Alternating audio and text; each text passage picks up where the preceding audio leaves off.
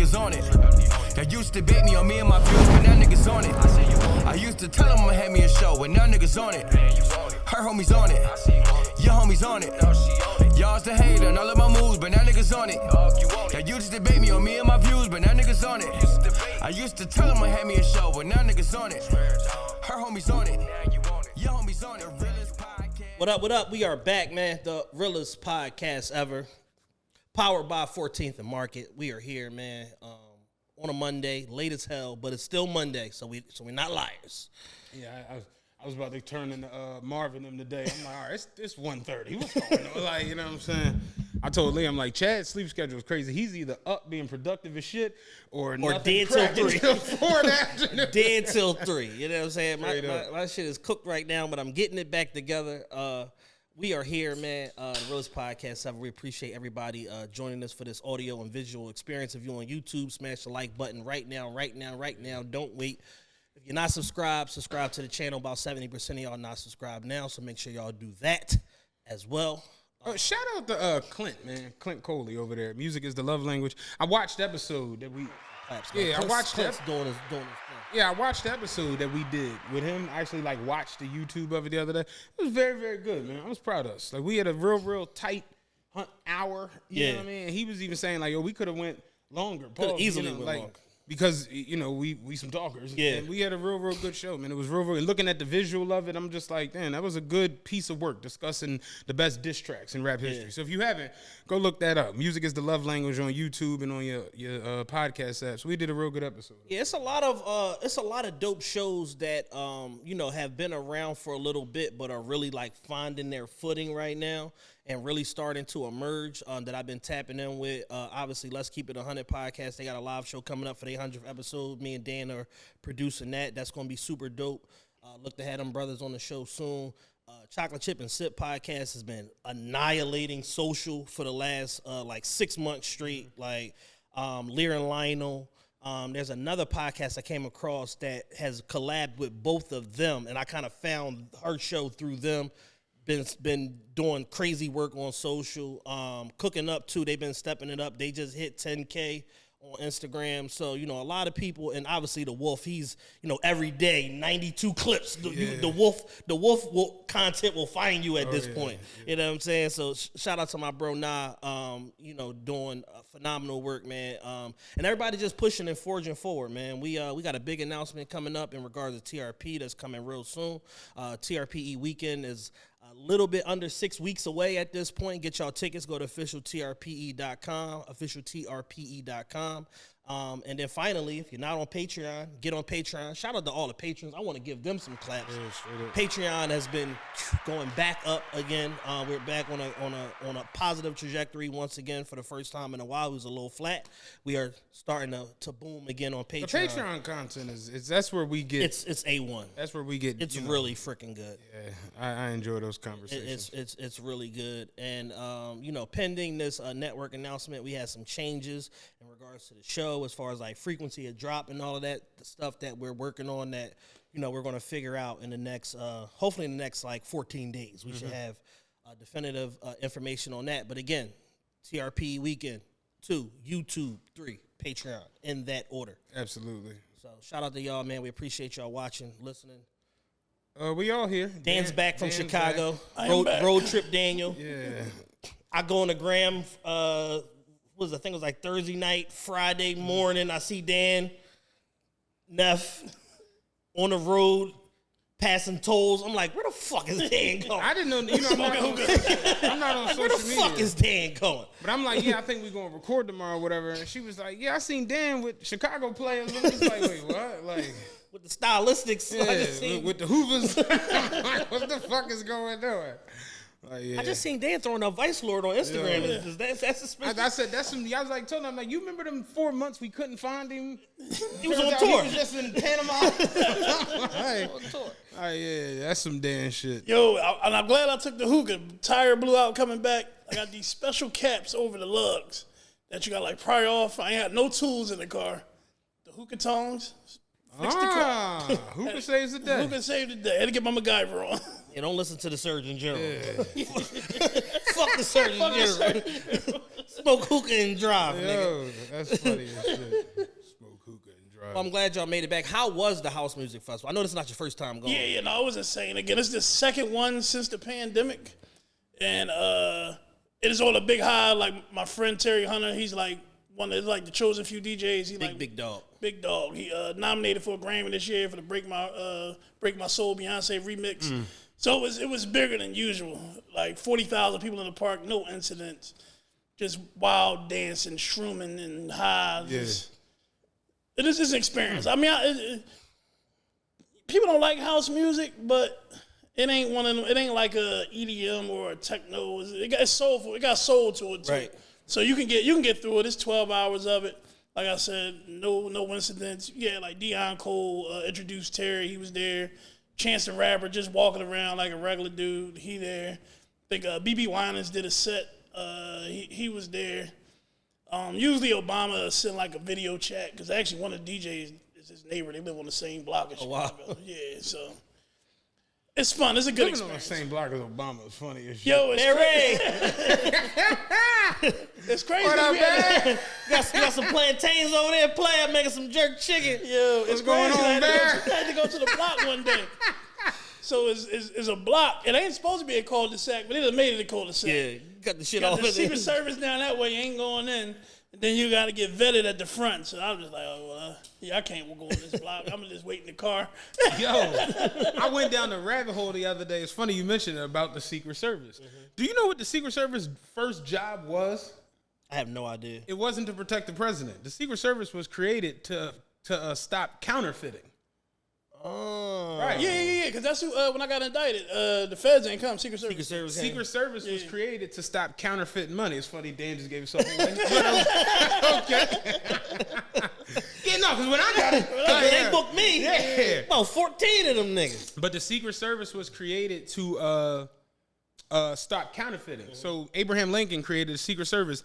They actually it started before he got killed. 6 days after he got killed was when the first Secret Service agents were like hired and put out, and it was to stop counterfeiting. The president didn't have security back in the day. So what happened was in 1880, the president got killed. They said, all right, the Secret Service ain't much counterfeiting going on. We're going to take some of y'all and make y'all part-time security for the president. So the president now had part-time security basically when he would like go out. You know, way niggas do security. You know, going to Biblos. Going to Biblos need security. Right. So the president would have some hooch down the street, need security. Right. But like basically hooch run, I don't need no security. But when I go to the club, I need, bring the players. You know what I'm saying? So the president would have part-time security. In 1901, when McKinley got killed, when Teddy Roosevelt became the president, when he got killed, Teddy Roosevelt was like, yo, I ain't going through this bullshit. 24/7, 365, y'all gonna guard me. Y'all ain't killing me. Yeah, y'all ain't taking me. And that's how they became like the Secret Service with the president. Yeah. But it's crazy to think because the president used to just move around. Yeah, I'm Think about, outside. when what's crazy about Kennedy getting killed is they told people the route he was going on that morning in Dallas because it was like, yo, come out and see the president. He gonna be in the drop. And then when he got his muffin cap pill, they was like, oh, that's a terrible idea. They shouldn't tell these niggas. That was an awful idea. That was they in the meeting the next morning like, that was dumb as shit. That was just stupid. I've had no more convertibles. Get the Suburbans. Yeah, but they think about how crazy. You imagine Obama or Trump in a drop coming through Fort Worth? Like, what? Like, yeah, president in a drop top, and they straight put that shit out like, this is the route he's going on so you can look out and see the Oh, they like, so we gonna be right here and right here. Yeah. Let me get up on this grassy knoll, get myself positioned. Have you gone down the rabbit hole of the Kennedy conspiracy and all that shit? I'm the documentary. I'm the rabbit hole. I got the best rabbit hole. If you ever go down the rabbit hole so far, you come out on our end. You're like, it's going to be 6 more weeks of winter. You get that deep in the rabbit hole. I went back to the rabbit hole. I went to Dallas when LeBron and them was playing the Mavericks in the championship. Went to the game. My man like, yo, we going to go to the Kennedy exhibit. Go to the Kennedy exhibit. It's a crackhead out there. Crackhead know everything. He like, give me $5 for my tour.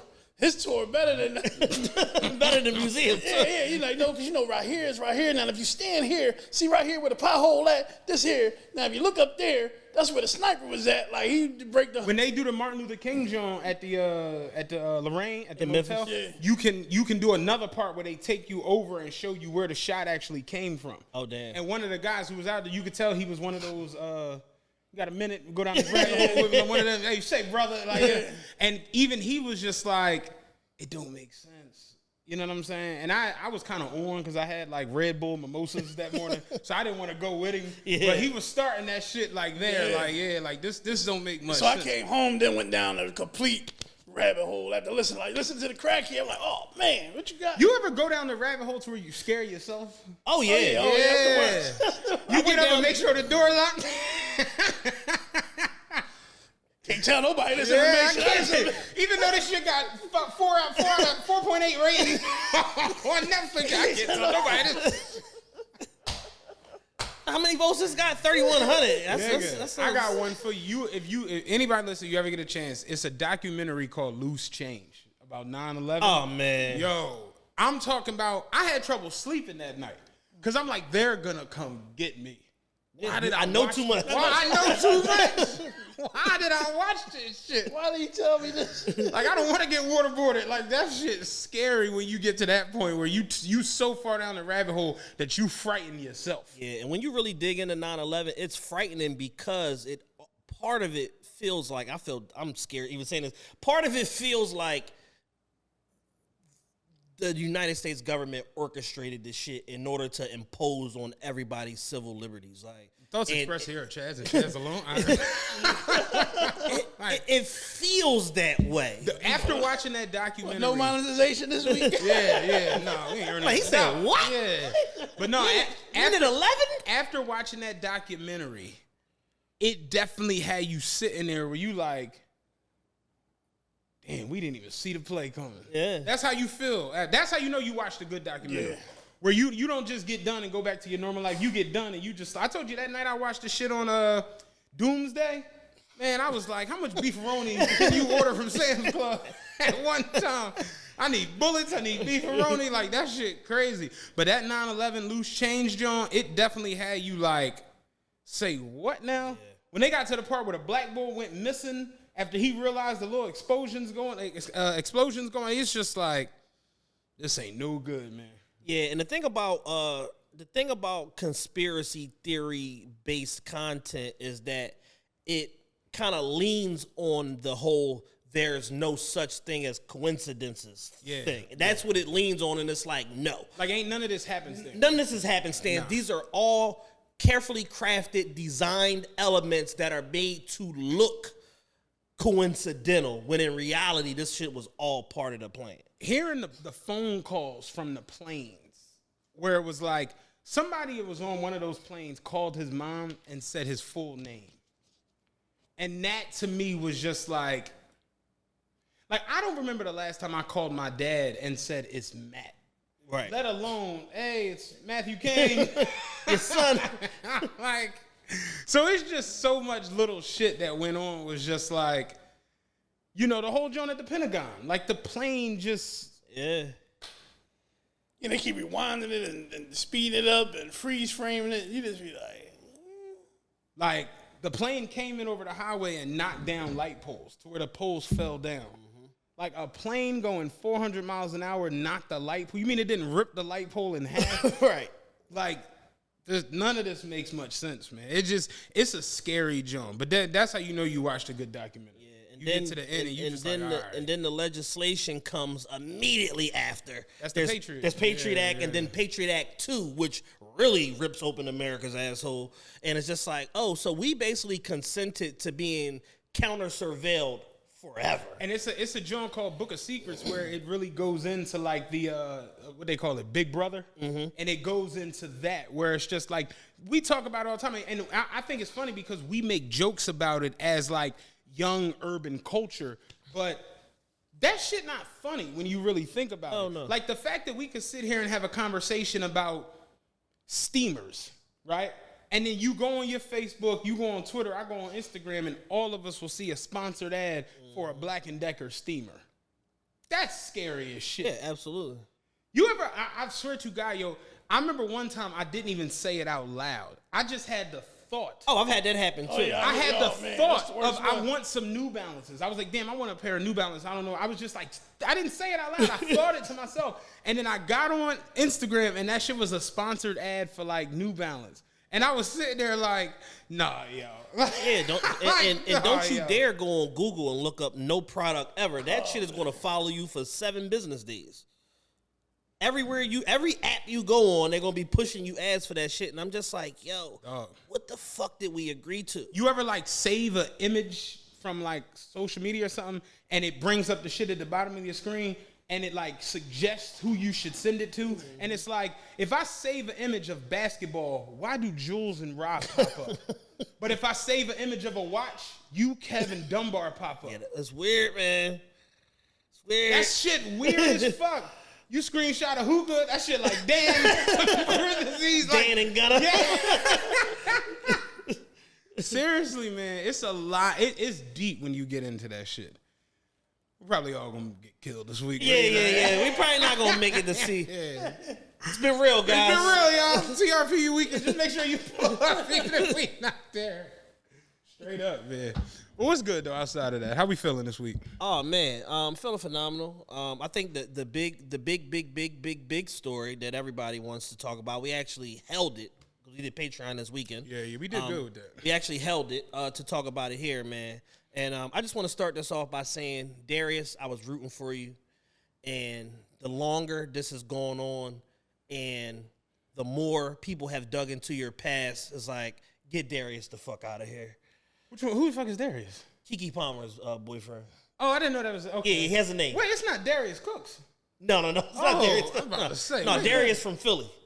Oh, he's from Philly. I don't know who it is. Yeah, you know, I'm not on social, so I don't know. I heard all. I saved this post last night. I saw a funny ass joke. I heard the hoopla of the boyfriend, but I didn't know who it was. Yeah, his name's Darius something. Darius something. But he's from Philly, whatever. And yeah. So initially, what happened was Keke Palmer, she's out traveling, doing press stuff like that right now. Boom, boom, boom. Ends up in Vegas. Says, "Oh, I'm in Vegas. I'm gonna go to this Usher residency." She goes to the Usher residency, as Usher does apparently every show. Well, at least now every show since Keke Palmer, because we keep seeing this nigga every day harassing people's girlfriends. he calls Usher and his herpes, calls Keke Palmer on stage, says, "Hey, you want to come be serenaded by the Simplex 17?" And then she all the way fans out. And, the internet in typical internet fashion is split almost like, not down the middle, but like split into segments. Okay, what are the segments? The segments are feminist, sister girl, independent woman. "Oh, Keke, you look beautiful, girl. You look so good. So what if half your ass is hanging out? You better do that shit because my ass look like that after having a baby. I know I had my ass out, blah, blah, blah." Then you have Darius, who's like, "Bitch, what the fuck are you doing? You a mother. Why are you showing so much ass?" And then you have the supporters of either side. Okay. So Darius' initial statement, he saw the post of her with Usher on stage picking up traction, and he just says, "Why are you dressed like that? You're a mother." And immediately, you know how Twitter is, immediately Twitter hits the motherfucking lid. It's like on Players Club when the ballers come in and Dollar Bill hit that motherfucking emergency button. It turned into that, and they called Darius the feminist. Pimps used to pull up. Custom horn. Yeah. They hit the custom horn and the bull horn and the sound of emergency and the 4-alarm blaze button. Hockey goal horn. All of the above. And these feminists, you go independent, men deserve nothing, step on a nigga neck if you got to get to the top. They called Darius everything but his government name. And insecure, you broke, you shouldn't have nothing to say about this. She's the breadwinner. Fuck you. We hate you. You got a stupid ass haircut. Like, they just annihilated this man in short order. And Darius, this is why I was riding with him, because Darius stood in the fire and came back and said this. Darius said, I thought you had it. oh, here we go. We live in a generation where a man of the family doesn't want the wife and mother to his kids to showcase booty cheeks to please others, and he gets told how much of a hater he is. This is my family and my representation. I have standards and morals to what I believe. I rest my case. And I said, yeah, Darius, fuck these whip-wop heads. And then the next thing you know, they started Googling his name next to controversial topics. Mm-hmm. And then the real Darius came out. So the first one was Alton Sterling. And I was like, all right, man, yeah. I'm out of here. I'm out of here. You should have just sat back and just watched the ass on the Instagrams like the rest of them. I didn't. Can I go? Yeah, you can go. Okay, I didn't know that this was going on, but I saw so much. I saw the groundswell. I haven't seen this much talk about Keke Palmer, honestly, since A Killer and the Bee. Absolutely. Like, I kind of forgot that she was like, you know, alive? Not alive, but like it's Keke Palmer. Like she's not like yeah. I don't know. I don't pay attention to much celebrity shit at times. Maybe I need to. I don't know, but I just don't. So, like, she's a host on a show or something, and I didn't know this. Again, A Killer and the Bee. So seeing all of the traction, I kind of was just like, yo, what's going on? Yeah, what's to this? So I come in a group chat with you and Ra. I'm like, say guys, what's going on? You know what I'm saying? So Ra, I guess he had nothing to do. Decided to break it all down for us. You know what I'm saying? Yeah, I got $19 million on the New Jersey Nets tonight, but whatever. I got time. So Ra breaks it all down to me, and I really get into it, and I'm like, this was my initial thought. Mm-hmm. Everybody is going crazy about him, mad at the way she was dressed going to the Usher concert. Yeah. So I'm like, what did she wear? I go and see the video of what she had on, and I'm like, that to me ain't drama. Yeah, she had on to describe it for anybody that didn't see it, she had on a black sheer dress with like a design in it, whatever. Regular stuff women wear all the time. And then she had on like a bodysuit underneath it, where it was like a halter on the top, bodysuit probably snapped in the middle or whatever, or she had to jump into it. And then the way that it was like a bikini cut bottom on it, to where it was like the ass just sat there like, I know y'all looking at me, but this ass is. And I'm gonna be honest, I guess just where we are in society now, it'd be in 2023, and the shit I see so many more ridiculous outfits. I see more ridiculous outfits going into Wawa than I see in that. Did you remember a couple months ago on Instagram, did this come across your desk? It was a girl that had on a one-leg bodysuit. It was like an Andre the Giant at the top. It was John. Then there was one leg, the other leg was out, and then the ass cheek was out in the back, and her pussy was out in the front.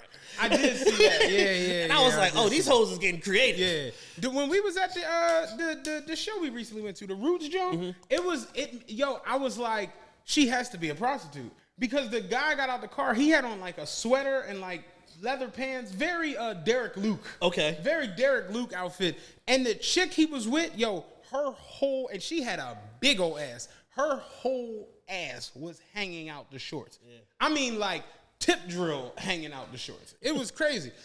Excuse me. So I personally didn't think Keke Palmer's outfit was that wild. I personally didn't think so. Yeah, I didn't have a problem with it either. So then I'm like, okay, so what's all the hoopla? So then it's like the boyfriend commented on the post on Twitter and was like, but you a mom though. And I'm like, this is where it starts to go left. Yeah. Because this is Usher residency in Vegas. It's what room is he in? Is he at the T-Mobile or MGM? I don't even remember. Whatever. Let's say it's 10,000 people in there. It's probably 6,000 moms in this joint. Everybody's a mom at the Usher, at the Beyonce fucking show. Yeah. To say you shouldn't wear that because you a mom is crazy. Now, that being the mother of your child, you can have whatever feelings you want. You're a human. That's your right. Where you went wrong is tweeting the shit on Twitter. I don't even think he went wrong there. But continue. I think because again, these are the most irrational people on the planet. Easily. They don't make any sense when it comes to their lives. So you got some trending shit. It's especially the issue of a woman, a black successful woman, feeling what they call it, body positivity. Body positivity, yeah. It's just too many. You know how you over-season something? Which body positivity is just like, at times is used as like, let me be a hoe in peace, but that's a whole nother conversation.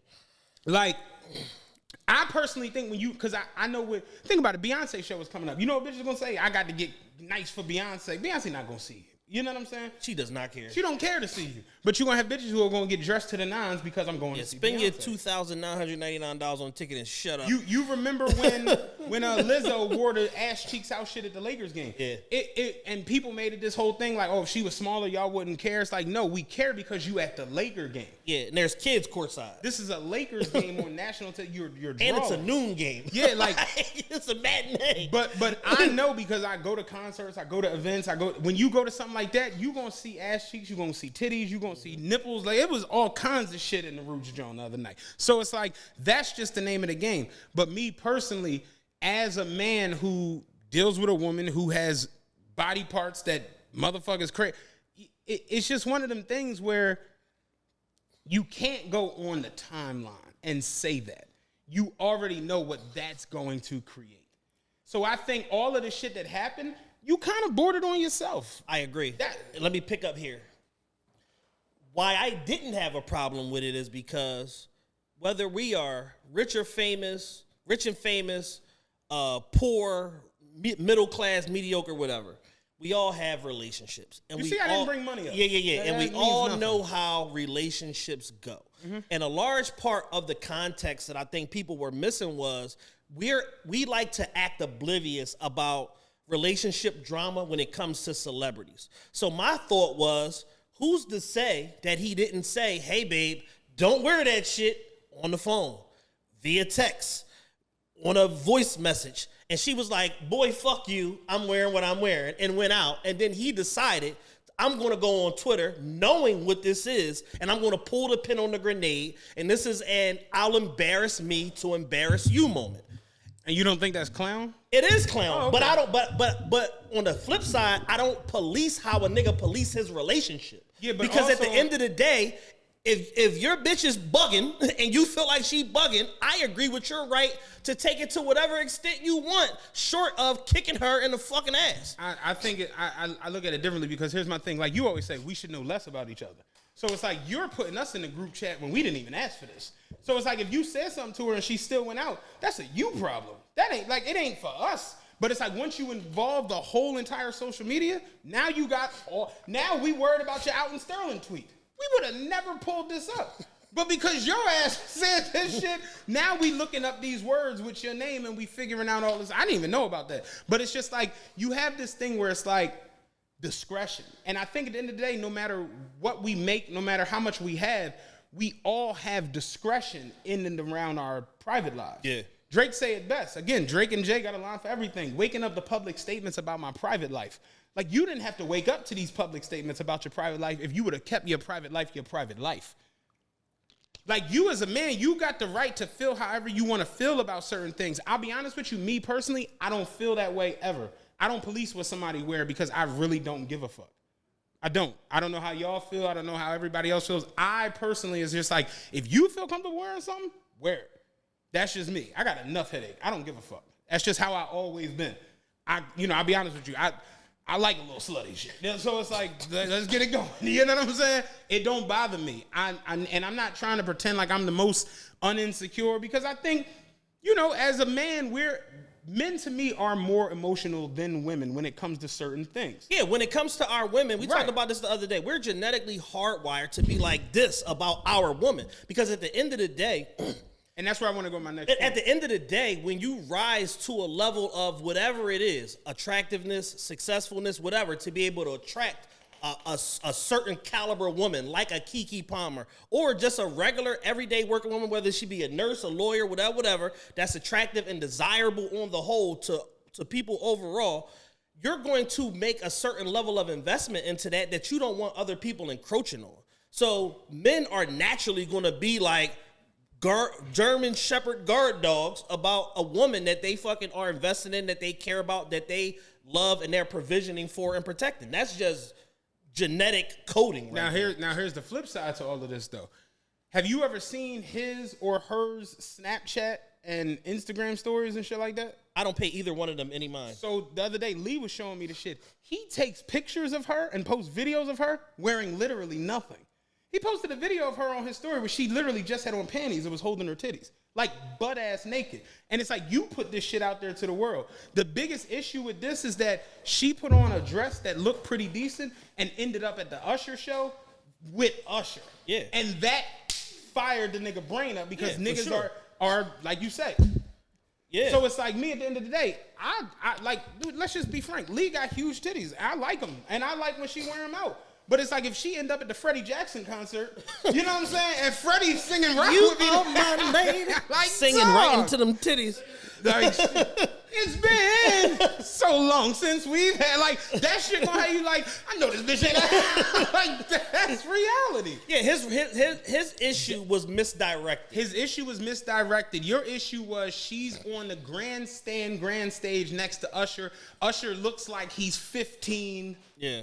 Yeah, you know, like I don't know what the fuck blood Usher drinks, but this nigga does not get older. Yeah, him and Pharrell are drinking the same vampire blood. They posted a picture the other day of Usher from like 2 weeks ago, and Usher when he first met like Jermaine Dupri, and it's like it looked like the same person, yo.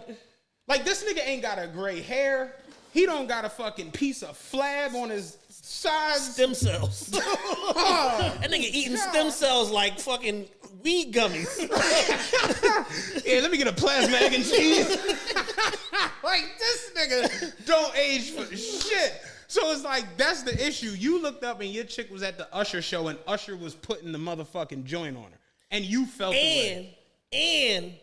And she looked like she was creaming herself. That's the other fucking part of the problem. Because you can be up there and you can be the object of Usher's desires all you want for this particular portion of the show. I'm sure he does it every night. And that's the thing people are missing. Usher do this shit all. He swung at Sweetie the other night. He tried swing and a miss. He tried Winnie Harlow the other day. Kyle Kuzma said, "Come the fuck on this side." Kyle Kuzma said, "Come on this side," because this nigga tripping over this. Get away from this greasy nigga. And it's moments like that that let me know. Oh, Chris Brown and OBH might have put hands on him. OHB might have put hands on him. It might have been justified. He might have been doing some Usher shit at the skating rink, and niggas didn't appreciate it. Usher skates smoother than I walk. Dead ass, dog. I don't walk as cool. Just going around life in skates, dog. I just got off the tarmac. Where are my skates? Dog. I broke my hand walking down the steps. I know Usher can skate down the steps. Like that nigga smooth as shit. All by yourself. Dog. Just skating. I'm just skating. Dog. Just kicking it. And that and here go the flip side to a lot of this that a lot of motherfuckers are like, this is, at least when I saw it on Facebook, I saw people going down this route. Oh yeah, when it gets to Facebook, it's bad. Because now it's people aunts and shit. Yeah. So the overarching thing that I saw was she don't respect him or don't like him or don't really care about him, because why would your bitch be out here cool with that in the first place?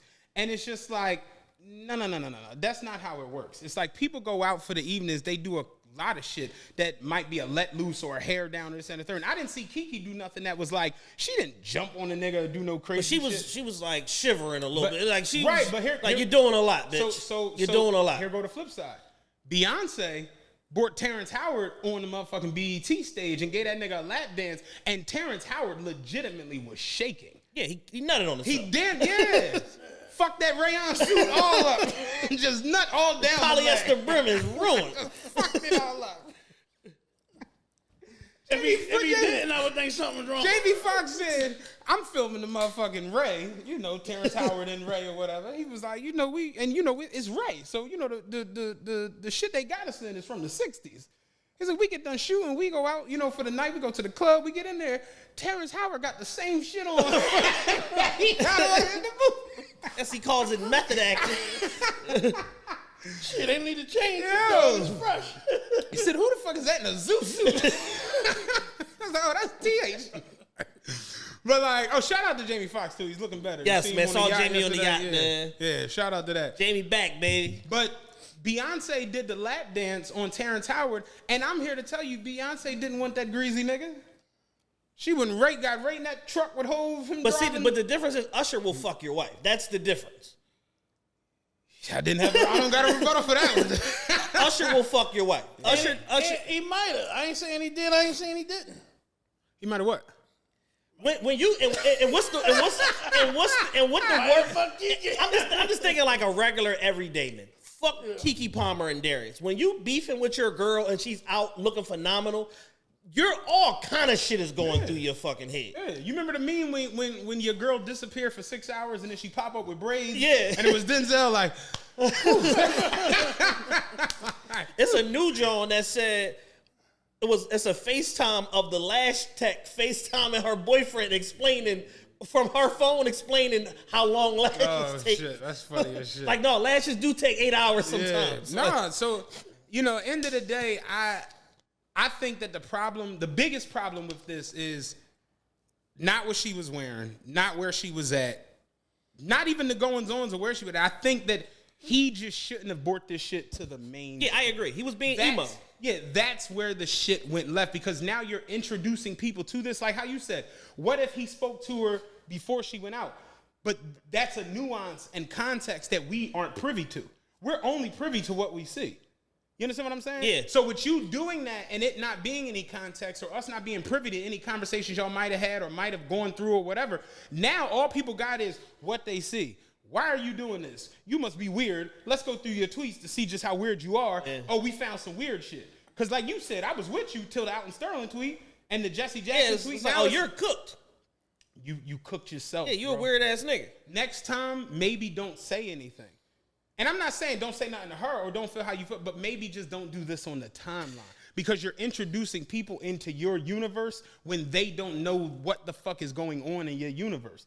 You know, think about it. It's funny because we talked about going down the rabbit hole, but are you familiar with the Area 51 situation that went on out there? I forgot the name of the place, the landing or whatever, but the guy was on there and he was talking. He was like, for the longest we've had this thought of like alien life and aliens being a thing and them coming here to like take us and this, that, and the third. And he was like, what if these people exist on another galaxy and they have a whole life on the galaxy and we're the aliens? Right. We're the extraterrestrials. Right. And the guy was like, he kind of was froze. He was like, that's a lot to think about. And it's just like, yeah, because our universe isn't theirs. We look at them like, yo, what the but in reality, they like, yo, they got crime and like these aliens is crazy. You just introduced us to a universe that we don't need to be a part of. That's you and her universe. Yeah. Now they said the other day they unfollowed each other on the gram and y'all like regular ass fucking people that just do too much.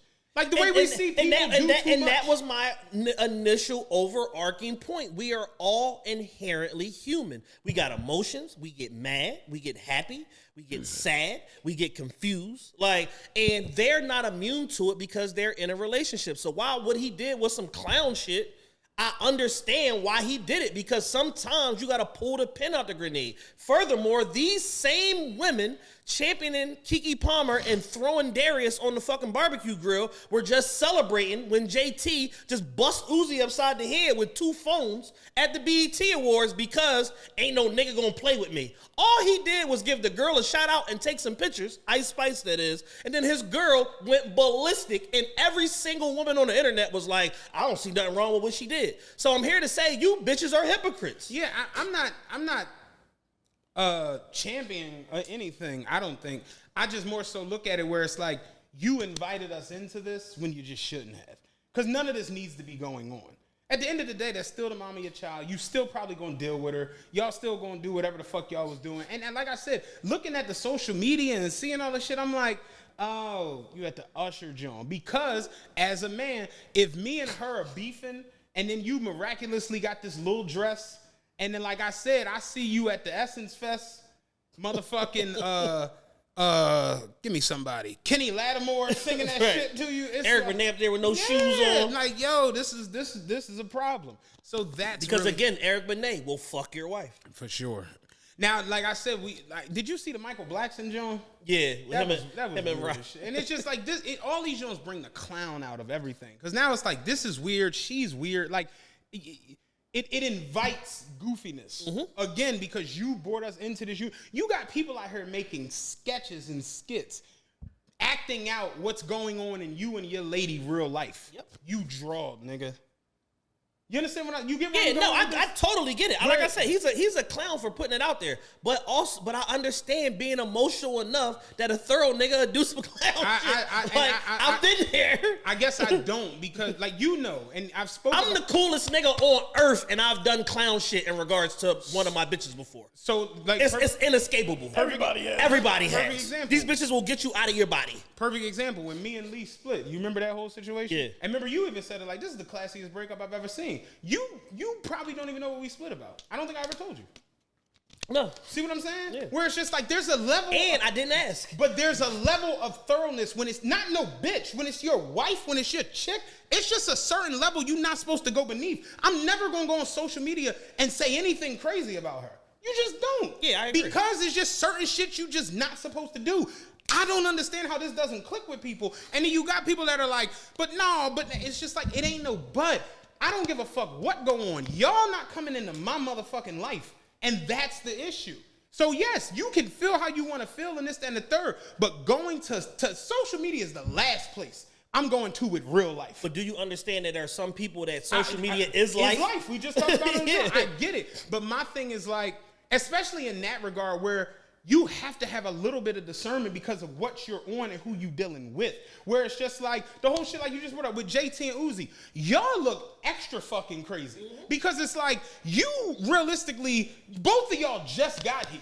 Her and the girl. Yeah. Ice Spice and y'all just got on the scene. Uzi at least got like about 8-9 years. Uzi is borderline legend at this Yeah. point. I think he's like headed towards having like the only number one album for the rap. Yeah. Like Uzi's borderline headed towards legendary status. Y'all just got here, so here we are again. Where it's like black women, champion black women. Now I'm busting niggas in the head with phones because you smiled at a chick and took a picture. It's just like At an award show. It's just it's nonsense. Not at the Chicken Shack. At the award show. Like you drawing, you have to have a little bit of discretion for where you are, what you're doing, and who you're doing it with. And I just sit at some times where it's like, there was a trend going around this week where people were showing how women have like messed up their stuff. Did you see that? What you mean? Like one chick put sugar in a guy's gas. Oh, tank, yeah. I and saw then the guy that. was showing the girl did this, and it's just like that type. I call me what you want. That type of shit to me just never flew. Where when this type of shit get introduced into the realm that we have, I'd rather just be out of this realm. You understand what I'm saying? Yeah, I definitely had a chick sugar my gas tank on a breakup. Put sugar in my shit in my Pontiac Bonneville GXP. Yeah, and if that happens, we ain't on a breakup. Broke. Yeah, it's over. We're broke. Yeah, it was over after that. I don't do that because I know on the flip side, I don't do crazy, stupid shit like that. So all I'm saying is in this situation, you might have felt however you felt about the dress, the going out, whatever y'all going through personally, bringing it to the timeline and inviting what Elon said, it's 80 billion or 80, whatever the fuck, 80, 100 million, whatever. Inviting all of them to the shit is just like. What do you say to the people who say, well, what she did was on the internet, so why it's wrong for him to respond on the internet? What do you mean what she did was on the internet? Everything that happened with her and Usher unfolded on the internet. So why is it a problem for him to say something on the internet? She's Keke Palmer at the Usher show. So at least from what I've seen when Usher do these shows, I think Usher does it like as, and I guess people don't really understand like celebrity, but it's like, it's like a perfect example. Beyonce doing the lap dance. Yeah. Remember when they did it? It was her doing a lap dance with Terrence Howard. Kelly gave a lap dance to Nelly. And Michelle gave a lap dance to... Pastor or something. No, Magic Johnson. So you had Magic Johnson, Nelly, and Terrence. Magic Johnson, Nelly, and Terrence Howard. Mm-hmm. That wasn't Me, You, and Dan, where people was like, oh, it's just three random guys out the crowd. It was like they're celebrities doing it to celebrities. So it's like Usher kind of, like, again, Saweetie, Winnie Harlow. Usher's gotten to the point where he's deep in the crowd now. Like it's normally like the first couple rows. Yeah. He was on the mezzanine the other night trying to pull Winnie Harlow down there. It's like, nigga, if you and this Nestle Crunch dick don't get the fuck back on stage, nigga, why are you up here? Remember Eddie Griffin climbed the curtain? Yeah, like Prince. Why are you all the way back here? Yo, it's like he's forcing it now. But that's kind of what he does. So it's like him being Usher, her being Keke Palmer. This is gonna get showed and viewed because it's like, oh, Usher is singing with Keke Palmer. Yeah. Usher, it happens when Usher do it with a regular motherfucker. I've seen the baby haul off and do shit with bitches in the crowd. R. Kelly had a bitch wipe his tongue. You remember that crazy shit? Yeah, he was serenading her. Wipe my forehead. Wipe my tongue. Wipe my forehead. With the same towel? With the same towel. Yeah. So it's like Usher kind of know what he doing in that because it's raising awareness. It's getting the eyes. Yeah, so, Usher's being a showman, but here's the problem. Usher gets no benefit of the doubt because, again, Usher will fuck your wife. I agree with that. So certain niggas get no benefit of the doubt. Like, I think Chris Brown has had the fear of God put in him. Chris Brown ain't gonna fuck your wife. Chris Brown ain't been accused of rape, all kind of crazy shit. Chris Brown don't want no smoke. Trey Songz, no comment. I'm not even gonna say it. He's an indirect friend to the show. Not gonna say nothing. Usher will fuck. Certain niggas will fuck your wife. Miguel, maybe not so much. But like certain people is like, yo, you will fuck my wife. I don't agree with this. And when your wife or your girlfriend is Keke Palmer, you gotta just eat it. How do you feel about women getting dressed and shit like that? Like, do you have like a level of like, here goes the crazy part. I think when you deal with somebody, they kind of just know your temperament and they know what's trying you and what ain't. Yeah. With like unwritten. Like I've never had to once be like, yo, what the fuck? That's too much. Yeah. I don't think I've ever really been through that. I kind of paused for a second because I was just thinking about it. Because I'm just thinking in terms of something that I absolutely appreciate about my girl is that what happened with Keke Palmer would never happen to me because my girl don't have a Joe bone in her body. She is not that bitch. Like she is not with none of that shit pulling me on. No, she's not an attention seeker like that. And Lee's the same way. Yeah, I go to the bathroom. Yeah, like I'm out of here. She's not going. I ain't never seen my girl keying with niggas in they comments on Instagram. Like none of like I have blind trust in my woman. So I thank God that like I would never be put in a situation like that where like some basketball player and me like, oh, your bitch was in my DM, nigga. I'm never gonna go through that. My whole ass would be the one on the stage. Did you see that with Trina? I'm doing that. I don't know now. Now that you mention it. You don't know now. Real shit. Like, yeah, I don't have to worry about them Jones. Like, you know, at the end of the day, young, beautiful women are going to dress sexy and provocative. Ain't no way around it. There's no way around it. Like, you get what you the world we live in now, I've seen outfits where it's just like, it's no way you wore that. I've seen outfits where it's like it's the thought of clothes, but it's not actually clothes. Yeah. Like, there's a it's suggested of clothes. They said you gotta find something else for the bedroom now because lingerie is on the street. There's on the street with Air Maxes. There's a thread on Reddit called, and the thread is called "There Was an Attempt." Have you seen that? No. You ever seen it? It's the funniest joke. So it's like, if a cop try to lock somebody up, like as he putting the cuffs on him, he loses footing and fall, and the nigga take off and get away and be like, there was an attempt to lock somebody. Like, so it's like that. So that's kind of how it go. Like, there was an attempt to put on an outfit, and you show up where it's like, I see nipples. Remember when the pierced nipple thing became like the fad, where it's like, how can I see your pierced nipples and you have on a Montclair? You got on a bulletproof this vest. Is crazy. What are you doing? I can see it through the Kevlar. Like, what is going on here? Yo, I be seeing chick nipple rings through winter fucking coats. Like, you got on a fucking, remember Bear? Like, you got on a Bear down, and I can see your nipple ring. So it's like, that's just where we are in the world. And I'm not going down the rabbit hole of whether or not that's right or wrong, because y'all can take it a bit too far all the time. All I'm saying is what goes on in your house, introducing and inviting people into the judgment zone of what goes on in your house. That's a great way to. You are 100% drawing because no one's gonna come at this with the rationale that you are. Because no one else is the kid's father. No one else is this woman's boyfriend / husband / whatever. You're the only one. So all people see is the people that are like, you telling a black woman what to do. Yep. The people that is just like, fuck you, you ain't got no money. Right. The people that's like, I don't know what's going on, but bitches ain't shit. Like, you're bringing in the most irrational people to try you create this jambalaya thoughts. of just nonsense. When all you had to do was just like wait till she got home. Yeah, just put her in the crippler crossface like a regular boyfriend. And this would have never been a thing. Because now you run the risk of people digging through your life and trying to figure out who you is and what's trying to get into on. your brain, trying to figure out your thought pattern and shit like that. To where they're pulling this up and like, we've seen it. People lose business. People lose all kinds of endorsement deals and things based off of old tweets. Yeah. So it's like before you jump out the window and do that, and that's the one thing where I can speak from a place of being that person where it's like when I've been overly emotional and I've been upset, I didn't go that route. Because going that route ends terrible. Yeah, it takes a lot of mental fortitude because like we said, man, like social media and life are direct parallels now. Like it's not like one or the other. Like, you know what I'm saying? They're cross streets. Somebody the other day was like, on one of the posts I seen was like, let's normalize you just texting the nigga you talking about and not posting the lyric that go with the problem y'all are facing right now. And it's like, like it's 2 PM. Why are you tweeting you was lost until me? Like, like, this has nothing to do with what's going on. Just text the bitch, man. And we don't care. But And we don't care.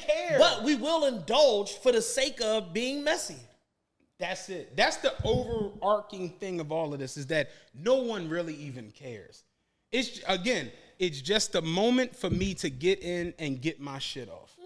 That's it. It's my moment to be able to say, because these niggas and these bitches, and that's all the fuck it is. I saw a woman was straight was like, I talked all that shit about Darius the other day, but this is me, and it was a screenshot of her in a bikini at the beach, sending her man, hey, is it okay if I post this? And he was like, yeah, baby, it's cool. And all of the other women is retweeting it like, yeah, I know that's right. And it's like the men deserve less women take the best care of their men and show the most fucking respect and had the most restraint and all of that shit. And in this situation, more than anything to me, aside from Darius just playing himself out, exposed the hypocrisy of like feminism in like modern women. And the fact that like, y'all are never on code. Y'all jump around on what y'all celebrate, what's a problem, what you have an issue with, like all the fucking time. There's just a complete lack of consistency. I'm gonna be honest with you, and again, maybe I'm just outside looking in.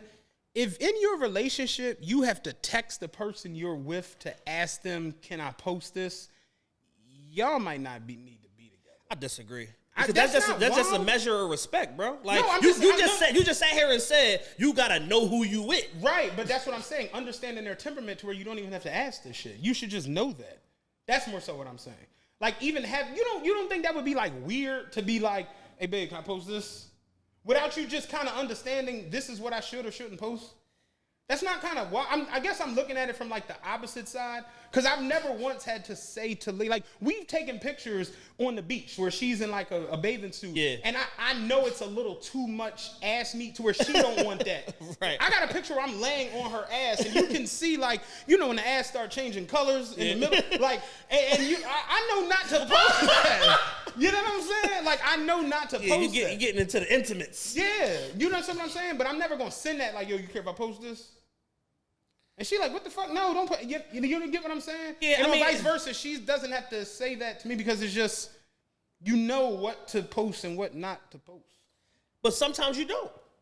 But I think you should, and I think that might be the issue, at least in this situation where it's like, if y'all just kind of knew, because think about it, now y'all are not following each other, and that's never the answer. Like if it gets to the point where like y'all in a relationship but y'all can't follow each other. Something's wrong. I ain't gonna lie, I've been there. I've been there. Not my current relationship, but in past relationships, I've been there where it's like we can't even follow each other. Like this is too much. Like you like you the social media police. Like I can't. Everything I post is a problem. You You know what I'm saying? Like, it became a point like that. Like, especially like them early Twitter days and all of that shit. It became a point where everything I posted was a problem. And I'm just like, yo, I'm not coming to Twitter court every day. You're blocked. And it remained that way in perpetuity. I'm not talking about like memes or jokes and shit like that. I mean like intimate pictures and shit like that. See, you're not an intimate picture person. Yeah. Like, I've never seen you with, like, where you showing off your V. You know, look at how niggas do that stupid shit. Yeah. Thirst traps and shit. Yeah, like, that's what I'm more so saying, the thirst trap side of it. If you thirst trapping as a man, you're a weirdo. Like, I'm not gonna lie. I went to this page the other day. It's my homegirl, like her brother or whatever, and I ended up on this nigga page, and it was like all meat pics on Instagram, and I was just like, yo, what the fuck is going on here? And he was like a aspiring like professional athlete and shit. Deke's gonna call you about that. Yeah. You got service suspension. Sorry, Deke. I apologize.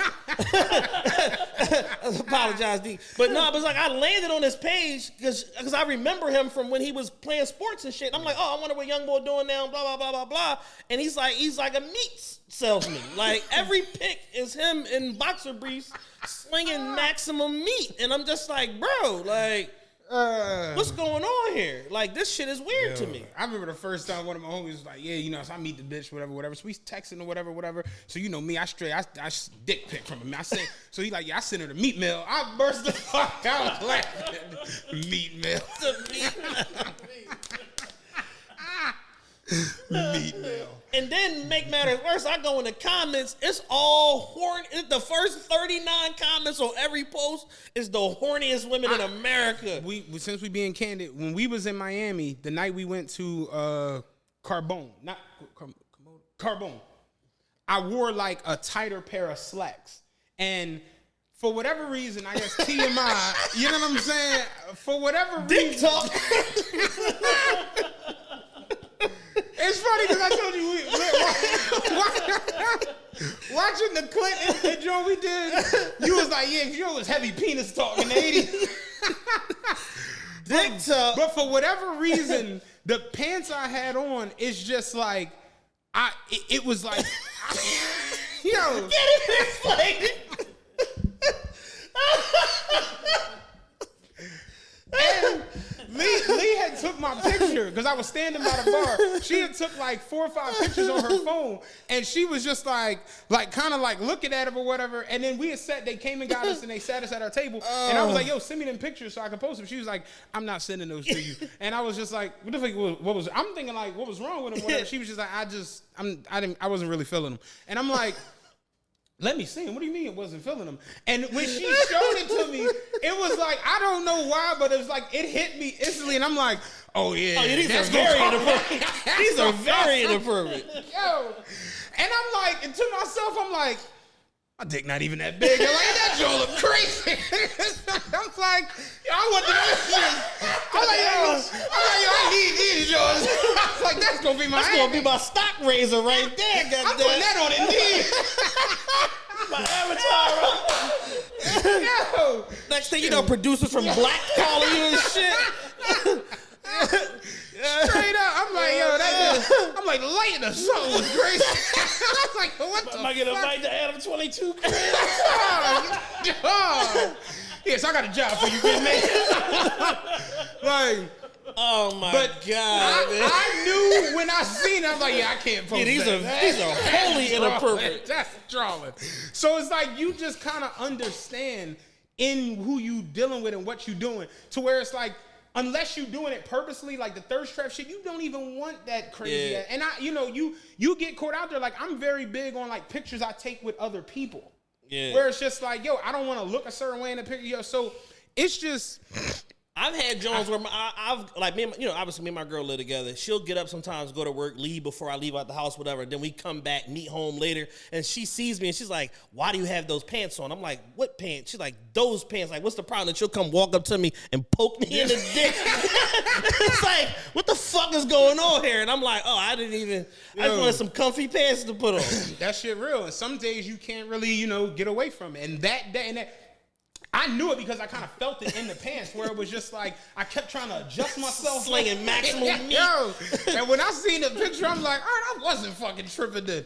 And it's just, that's how it be sometimes. So it's like, end of the day, I just think that when you're in whatever situation you're in, you know your person's temperament. Yeah. Because some people are super free and super ridiculous. Like when I see some of the chicks I see post pictures, I to myself question like, who the fuck is okay in that? Yeah. You know what I mean? There's somebody that we all know that, like, you know, girl super loose with how she posts and stuff like that. But then I had a conversation with her nigga and I got into his psyche and I was like, oh, I understand now. Like he just run a different program. You know what I'm saying? Like he a little, you know, little Utah with it. You know what I'm saying? Little polyamory action. So he just like, yeah, that shit is bait to bring the hoes home. You know what I'm saying? When we was at Ryan John, a chick had on a shirt and it was just like her left nipple was like completely out. You know what I'm saying?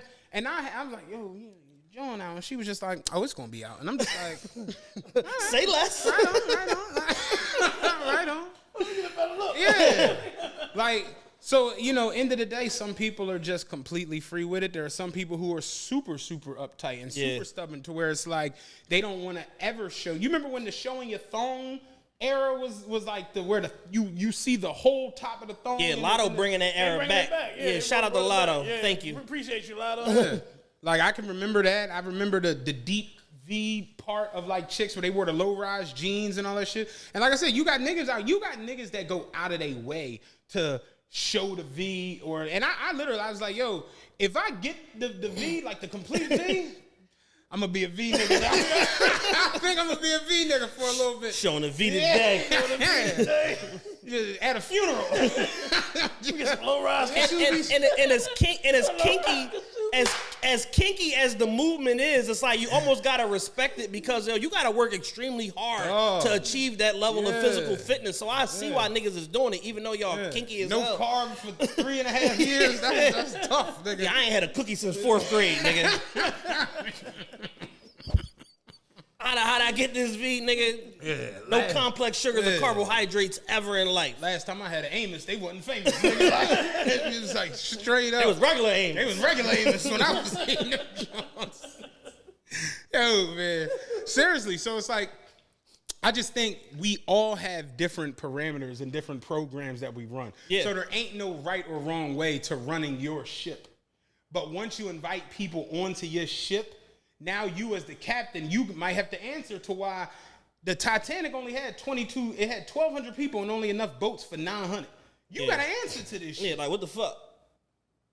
You know what I'm saying? You know when the ship went down, the nigga who backed the whole play for it got on one of the boats and got off the ships. I mean, got on one of the lifeboats and got off the ship. Mm-hmm. And literally they, for the rest of his life, was like, nigga, 1,500 people died and your ass is at fucking Perkins. This is crazy. Because you designed that shit with not enough. You got to answer to this shit. So when you invite people on your ship, they're going to question why you running the ship this way. Yeah.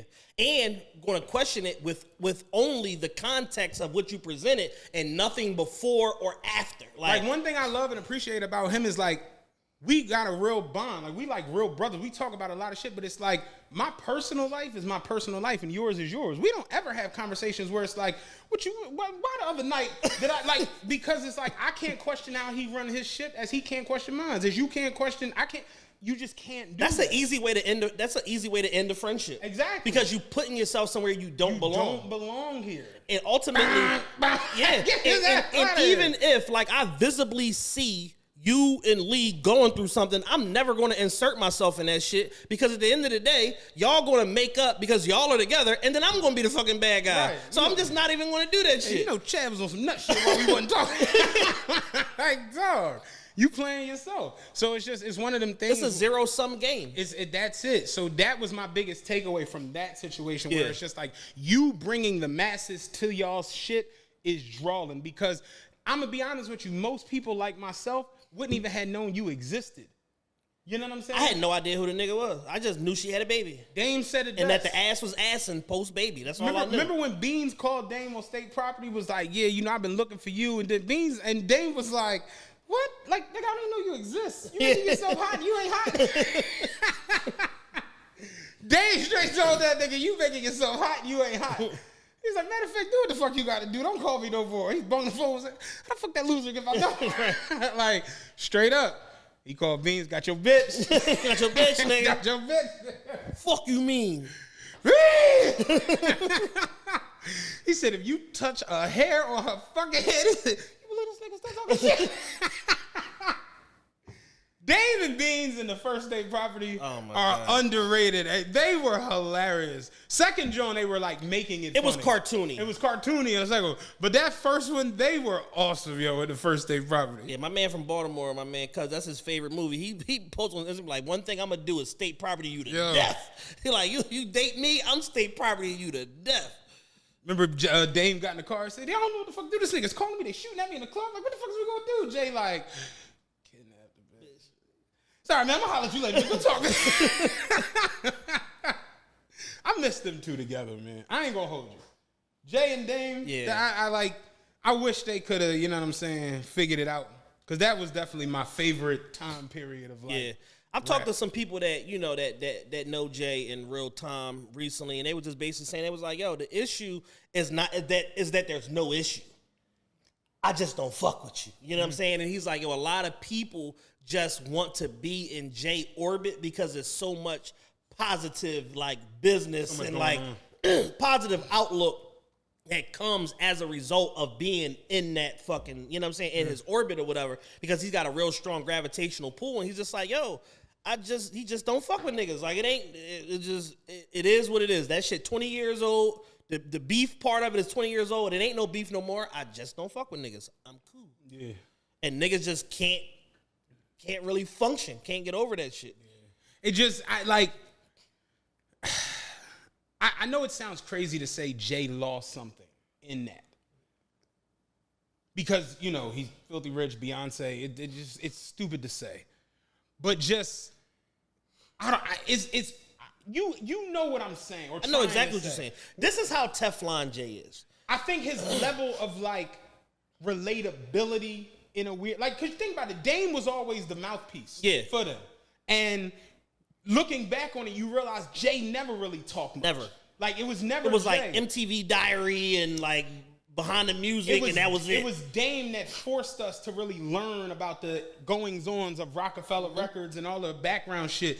And without it, it's just like everybody on Jay's side kind of acts like Jay. Think about it. Ty was super around back in the day. He was in State Properties and all that shit. And then you look up and it's like, I ain't heard Ty say nothing in like 15 years. At all. And we've never heard Jay Brown speak. It's just kind of like that. And that, like, I just look at it where it's like, Dame was like the Vince McMahon. And Jay was out there. He was out there with the bullhorn. Yeah, like Dame wasn't afraid to go down there and get the beer sprayed on him and get stunned and all of that shit. And I like that. There's an element of the fact that people ignore that, you know, Dame was willing to go and be the bad guy in the name of furthering their business. And at some point, Jay just was like, I'd rather just do it quietly. Like, and that was, you know, part of the split. And it was just like, get the fuck over it. Even like when I look at the old boy video. Remember Dame at the beginning? You gonna do your toenails right next to my cereal? Or Dame on the Dave Chappelle show, Rockapads. Like, Dame was that person where he was like the interject, Big Pimpin'. Dun, dun, that was Dame. Yeah. That's Jay's song, and what everybody remembered was Dame doing the dance from the gym. Like, he was that person that just made it like larger than like life. And it made Jay kind of like seem like a, all right, yeah. Like, even though he was already the coolest nigga, it just was like it made him cooler. It made him like a level of like normal to like everybody. And then you see now where like Jay doing anything is awkward. Yeah. That video of him driving, dog, I told you, it's because he's like driving and he like and they all look like Mormons in the truck. Like it's just so. If y'all haven't seen it, there's a video. It's on a bunch of different like meme pages and stuff on Instagram. There's a video of Jay driving this like vintage, you know, Range Rover, the convertible John or whatever, and it's like him, Tata, and like the whole setup was strange because it's like it's him, Tata, what's the Kardashian dad, not the dad, Pajama Man, Corey Gamble. And somebody else in his truck. Then the old school Rolls Royce behind him is Kelly driving, Kelly rolling. Yeah. Beyonce mom is in the passenger seat, and then two random people in the back. And I'm just like, That's a wild. Yeah, like where's Beyonce? Did Beyonce get airlifted in here? Like, what's going on? Is this the version for the fucking Mini Cooper that we brung Beyonce in? And like what's going on? They a walking meme, no matter what. Yeah, that's what I'm saying. Where Jay wasn't a walking meme, but it's like now him throwing the football, him jet skiing, him just doing anything, just him diving in the pool. It feels just mad awkward, and it didn't. Rick Ross went to Jay-Z diving. Yeah, Rick Ross. What happened going in the pool? That nigga said, "Ain't gonna hold you. I blew a tire. I blew a tire. Nigga said I made up the double slap. I don't know what the double slap is. I blew a tire." But yeah, it's just like it's like painfully awkward at times. Yeah. And when Dame was around, none of it felt painfully awkward. That's all I'm saying. Yeah. I know they're never gonna, you know what I'm saying? But it just that was our childhood, and it was just so fun at one point. Like, it's funny because somebody on YouTube put together a reel of all the times Jay looked awkward as shit. Going all the way back. Tell me y'all seen, it's an interview. I don't know why I've never seen this shit. It's an interview from like 1997 of him and Luke in a strip club. God. Have you ever seen this shit? Yeah. Oh my God. He's sitting there getting interviewed and the bitches is like sucking each other titties and playing with it. Yeah. And he's like trying to be like Jay, like cool and shit, but he's just like, like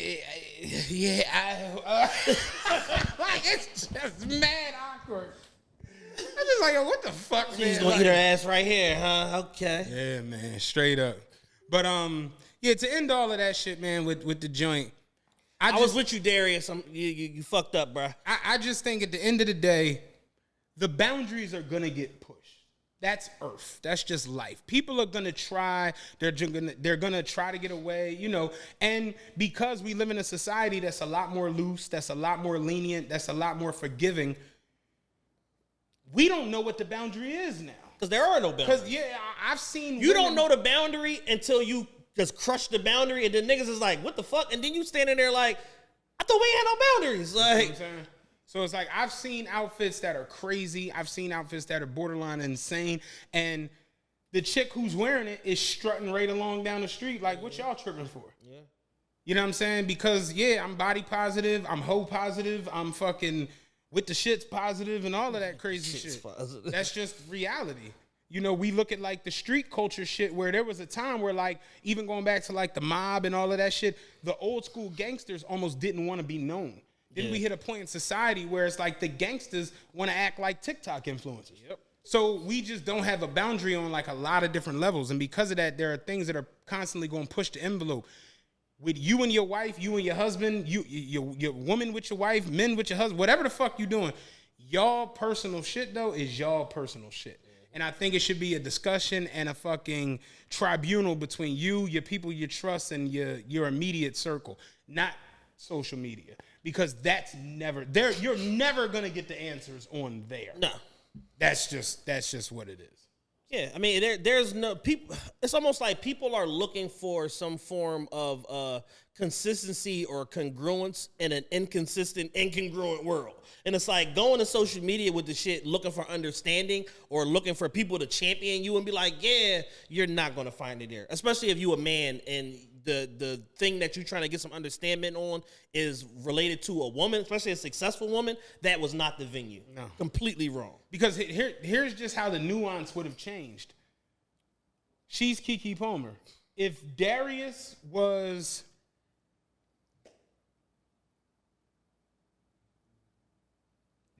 Dwayne Wade, it'd have been a whole different ballgame. And Darius could have made a joke about the shit. He could have been like, "Yo, you don't see me calling you." Like he could have made it playful to where it's like he could have got the crazy girls on his side to be like, "Girl, call your man. You on stage with Usher." Like, and he just played his cards wrong. And it's like in those moments, people that understand social media make the most of it. You know what I'm saying? Or know how to turn the tide in their fucking favor, or just cut through the bullshit, generally speaking.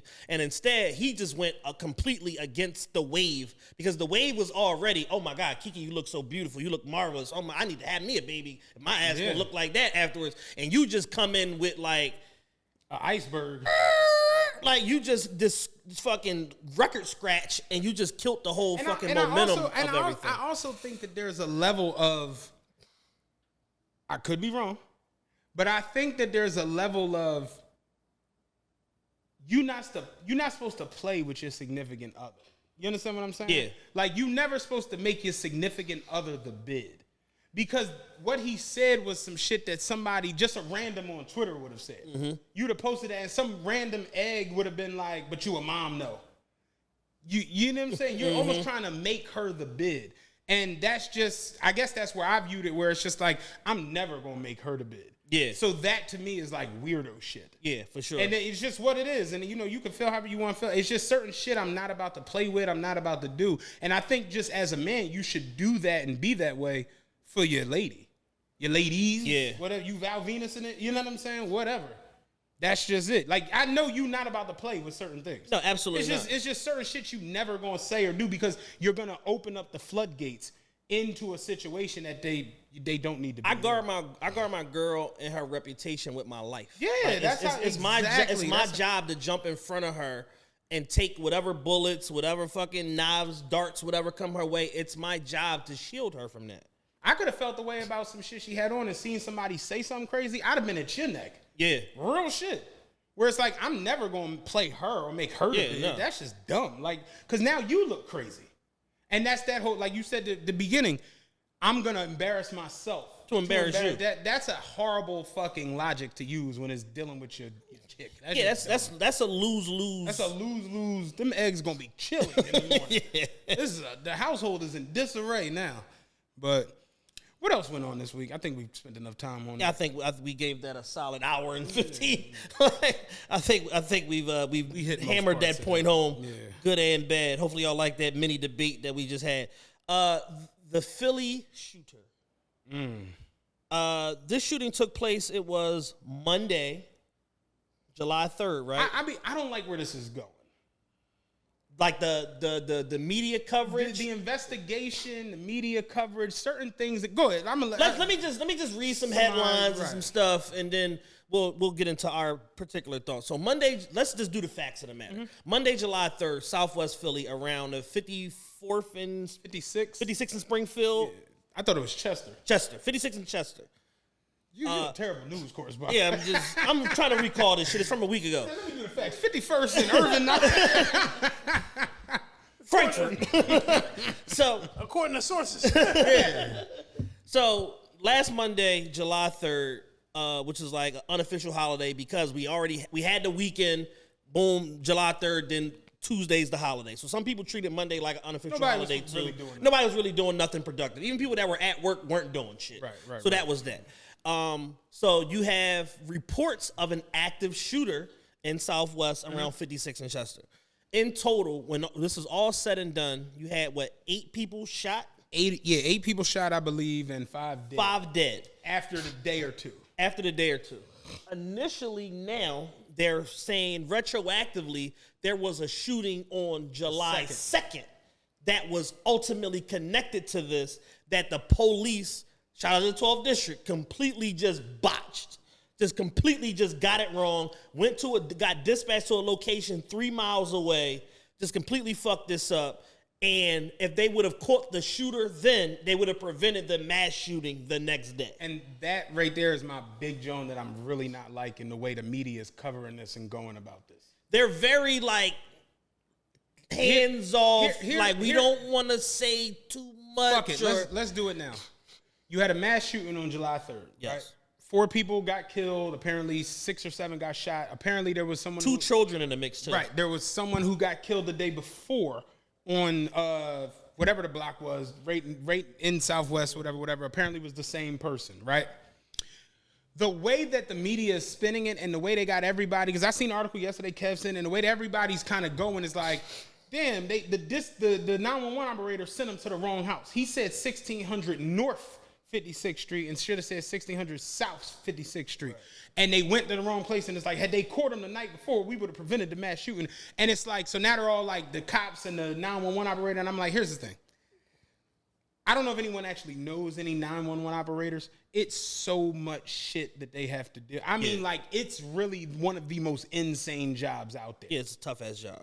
It's a very tough gig. So in the moment, yeah, you could say an address the wrong way. It could definitely happen. Shit, I ordered from Pete's one night, and I'm 77-16. They went to like 72-16, and I never got my piece. Like, it could fucking happen. Yeah, that's called a transposition error. It could happen when you're dealing with math. The whole narrative of, if they would have got the joint right, we would have prevented the mass shooting is like, no. Y'all live in Philadelphia the same way I do. Y'all know there are 19,000 shootings that are unaccounted for and unsolved. So ain't no motherfucking guarantee that if they show up at the right house, this would have prevented that. To me, get this minority report shit out of here. That's a lazy ass joint where it's like we're already shifting the blame from the crazy shooter to the 911 operator. It's just like I'm not going for that. Yeah, it just don't work like that. It doesn't. Not in a city where we got thousands of unsolved shootings. Right. You're not about to pretend with me that it's like, they just showed up at South 56, man, we'd have been partying on July. We'd have been popping rosé on July 4th. That to me is a lazy joke. Yeah. So you have that part of it, of the shifting of the blame, and the also not wanting to categorize or place any reasonable blame on this shooter. And you can already start to feel like the angling for the mental health, temporary insanity type thing or whatever as it relates to this. And then you see news headlines that say stuff like, Philadelphia shooting suspect isn't trans, officials say, but speculation continues. And it's like, this is literally saying something while saying nothing. Yeah. Like, what the fuck does this even mean? It's crazy because, again, social media. If you do anything, they're going to find your social media immediately. Yeah. Like, it's not going to take us long. I, for the love of me, do not understand what they be learning in, like, detective school. Because it's a couple motherfuckers on Reddit. It's like they give you a pamphlet like, here you go, big dog. Yeah, like see you on Tuesday. It's a couple motherfuckers on Reddit and on Instagram and a couple Philly Twitter that can literally figure out anything. The internet figured out Young Dolph murder in 48 hours. I mean, like, anything. To the point where, like, they done found the Facebook of the guy. They done found the post he was making, the little mini manifesto. They got all these pictures of him in women's clothes and dress. So it's just like, what is going on at the academy? Yeah, not much. Like, these people figure all this shit out. So it's like the people found the pictures and started posting those. Like, here you go, right here as a woman and all this shit. So I'm like, I said it to y'all. I'm like, this is gonna get murky in the next couple weeks. This is gonna get very, very strange. And you see it now to where it's like you got major media publications that are like, the headline is "Shooter Not Trans," and I'm like, what? That's the major thing we worry about? Yeah, like that's the takeaway from this? Like, we not worried about the motive, the 5 people that got killed, the neighborhood that's in fucking turmoil. Yeah, the children that got shot. It's just, that's the thing. And it's like, now we're on this crusade to, like, prove that he wasn't, or that so to where people are finding out how he felt about the group. And it's like, well, he's a cross-dresser, not trans, and he doesn't identify as trans, so that automatically means not trans. Yeah.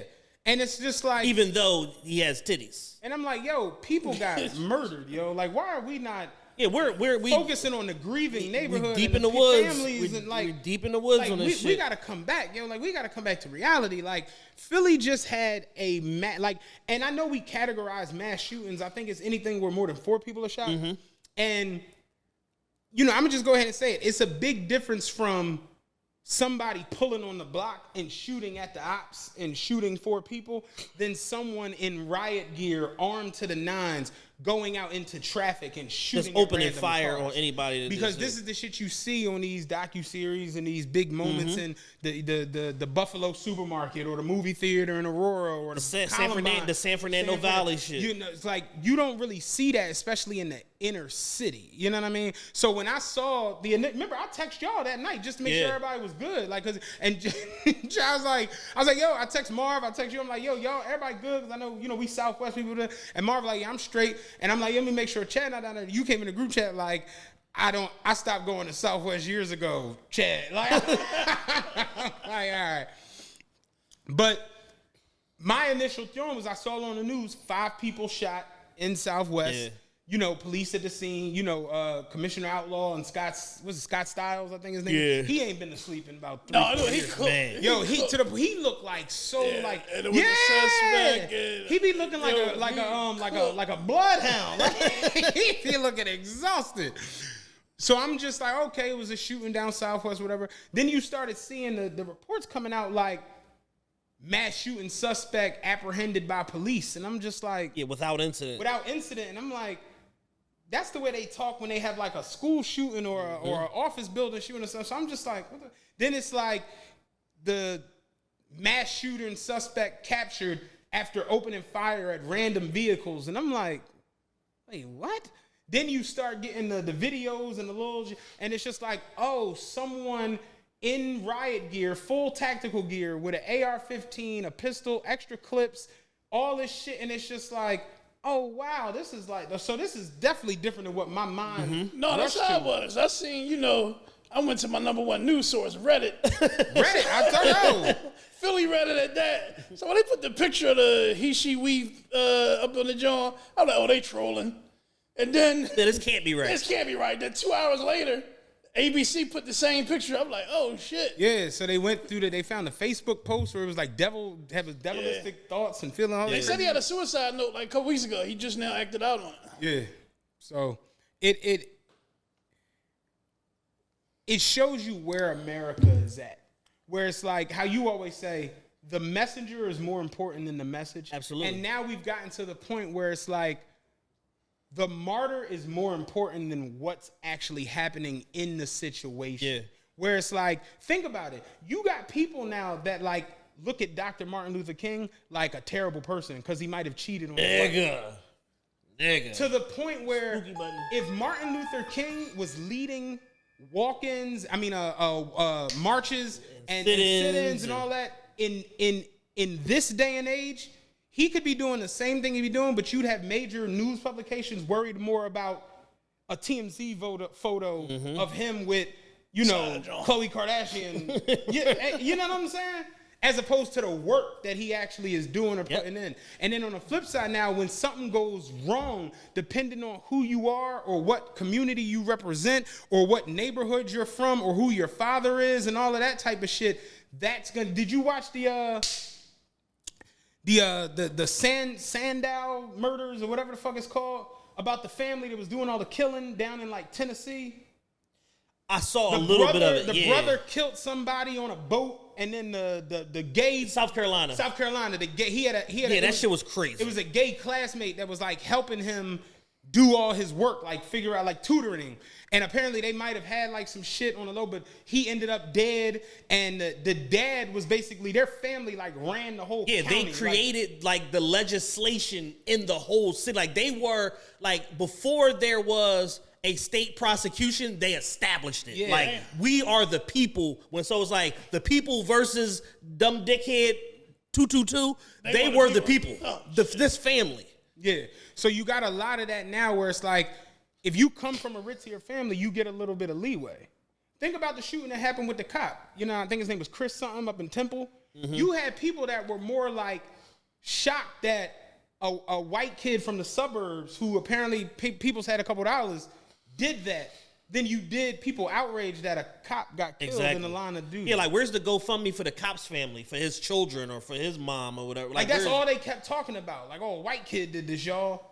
This is crazy. Would you believe? Would you believe that? Like, it's so we got a lot of narratives that get pushed, and then we have a lot of narratives that get pulled back. When 99 times out of 100, we're not focusing on the main thing we're supposed to be focusing. Yeah, I always say, let the main thing be the main thing. And it's like at times with like all this media manipulation, they pick and choose which hot buttons they want to hit. Right, right. Because they understand like certain shit is like, it's certain shit they want to like, we gonna report it, but like, let's keep this shit under the, we don't need the backlash on either side. We don't need the LGBTQ AI backlash, and we don't need all of the hate backlash of people like, because I sent y'all a you and Rob post the other day. Somebody put up a respected person in a professional setting that was like, so if a trans person kills a bunch of people in a mass shooting, is that a hate crime? And I'm just like, here we go. It's all people's suspicion is already making the wheels start to turn where they're like, it's some bigger shit at work. And I'm just like, nah, this is just a crazy motherfucker that happens to be a man with titties that went out here and was trying to get killed in a blaze of glory. And they didn't kill him. They hit half the mission and failed the other half of the mission. Yeah, apparently he said he did it to clean up the neighborhood. Yeah, but again, you see the Facebook post, and you're just like, this person was clearly off their rocker or whatever.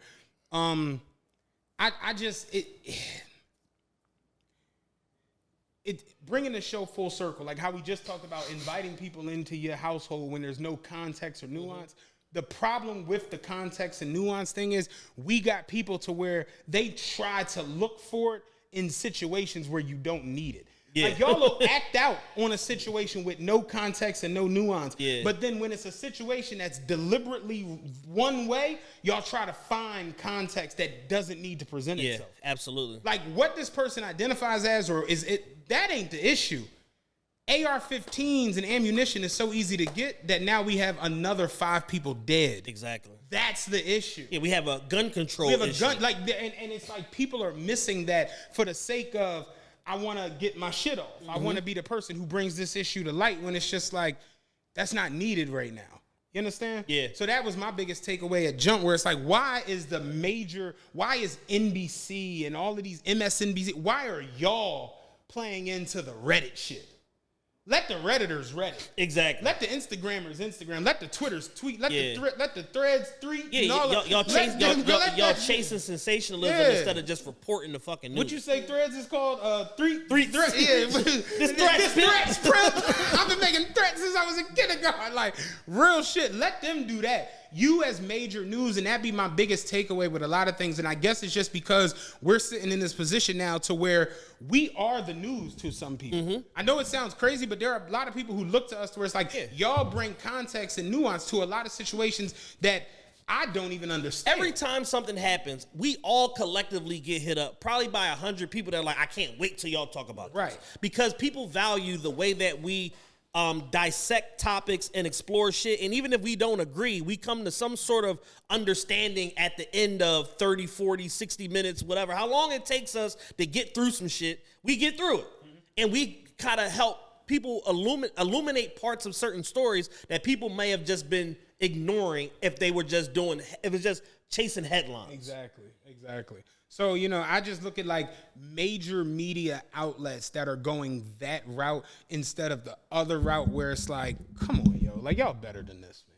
So, I started really getting into the whole story, and it was a 59-year-old, it was a 26-year-old. Yeah, somebody was like sitting in the crib chilling, and then a bullet came through the fucking window. Because he was just shooting. He was just shooting. Like, it just, and that to me is like scary as shit, where it's like, because that could literally happen to anybody. That could literally, like, the shooting at cars that's driving past is insane. Yeah. Because it's like, who's to say you don't shoot at this car, hit somebody, and then they lose control and run over 3 people on the fucking curb? Like, going to the fucking cleaners, whatever. Like, you don't know what's going on. So the have there been any updates on like court appearances? No, I haven't seen any. PA, man. PA court is backed up as it is, so this shit gonna move slow as fuck. Just a terrible situation, man. Pray for all the families, who lost people definitely. And affected by this. One of our listeners said they lost a close homie of theirs and they didn't figure it out till like days later. Like, it's just a bad situation, man. It's just really, really ugly. Yeah, we started to have the conversation the other night because we were talking with someone who worked in the DA's office, and we were talking about, the gun control situation. And, he was basically saying how, like, they need to raise the age limit on guns. And I'm like, here's my biggest thing with the gun control issue is, like, gun reform and what you can own and what you can't own and the legal age and all of these different things. It only applies to a certain people. Exactly. It only applies to, like, law-abiding citizens because the average person who's on the other side is like, they're just going to get guns from where and it's bringing up the issue because the guy who did the mass shooting, one of the guns he had was a ghost gun.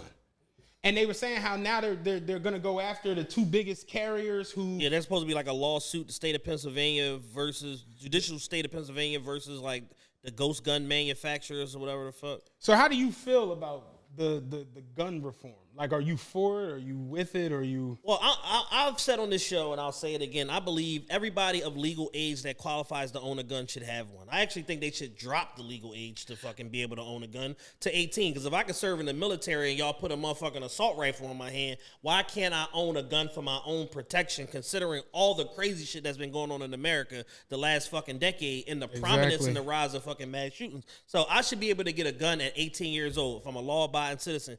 I even think that people that have non-violent crimes on their fucking jacket should be able to own a fucking firearm too, even if you make it a little bit more stringent. But I think that they should be able to own firearms too. There's no reason why if you had a marijuana possession case 4 years ago and weed is legal in like 36 states in the union, you shouldn't be able to get a gun. That shit is dumb to me.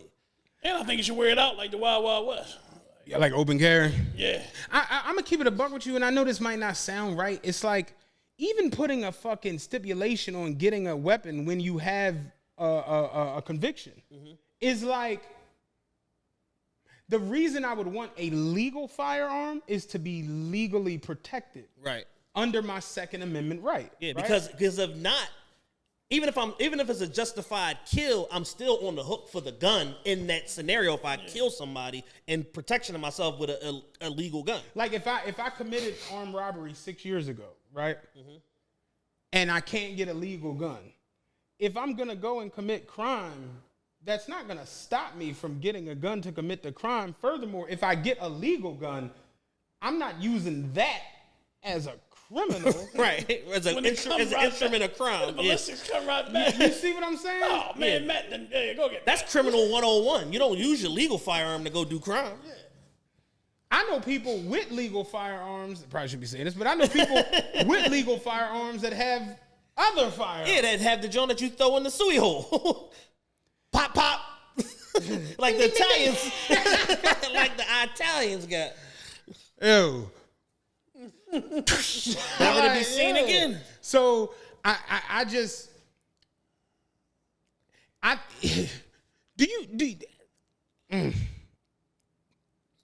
have you ever read the Constitution? Yes, not in a long time, but I have read it. You know, like the first 11, like Jones, like, you know, we're like headed towards like 7 of them about to be like out. Yeah, but they're gonna have to just redo the like, Constitution. it's gonna get to the point where it's like, because you think the Constitution was George Washington, John Adams, Ben Franklin. It's gonna be like Elon Musk, Drewski. You know, we got to put Drake. You got to put together a Dr. little. Dre. Yeah. Oh, you know they're gonna throw Crazy Boy. What's the boy from Florida? Crazy Boy, Santos. Oh, DeSantis. Yeah, like, it's good. Like, they're gonna have to like create a new set of like amendments, because think about it. Like, the first one is freedom of speech. Freedom of speech is out depending on just off where you work. You can't say shit. You can't say shit.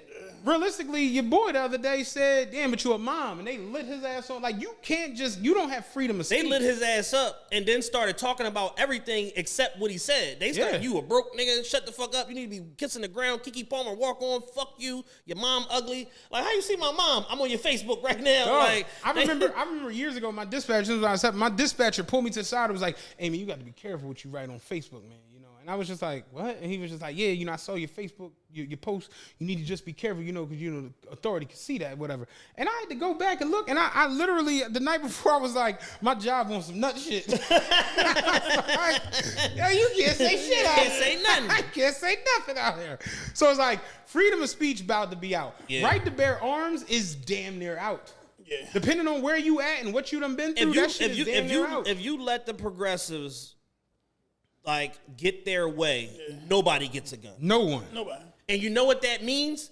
The criminals got all the guns. Like, when that happens, the criminals got all the guns. It took the Supreme Court just now striking down the shit with New York State, saying, like, it's unlawful to tell people that you just can't possess a gun. Like, but now New York is challenging it. That shit's gonna drag out for fucking years. Yeah, forever. You gotta go through all the courts. Gotta start back at the lower courts. Gotta start back again. from scratch. Second Circuit, Third Circuit, then finally the motherfucking Supreme Court. You figure that the Fourth Amendment is the right to unlawful seizures. Yeah.